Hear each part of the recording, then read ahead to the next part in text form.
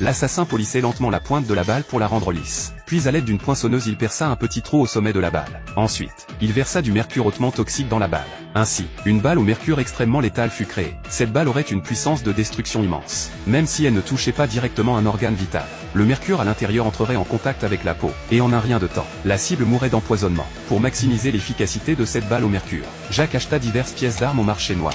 Et après plusieurs essais, un fusil de sniper d'une puissance de destruction immense vit le jour. Cependant, pour avoir un fusil de sniper parfait, réduire le bruit du tir était la chose la plus importante.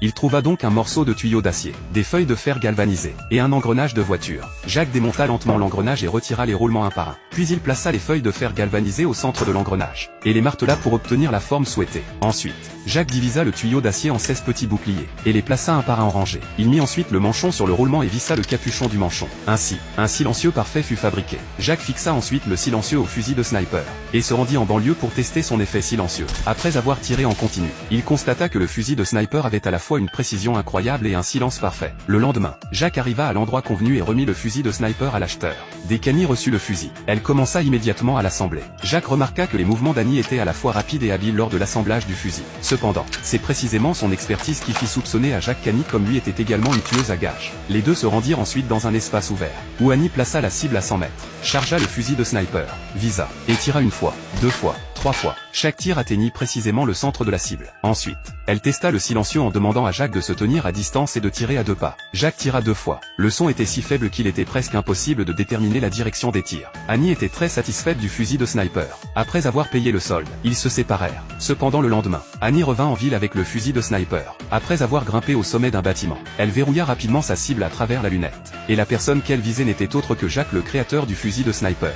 Avec sa visée précise, Annie appuya résolument sur la gâchette.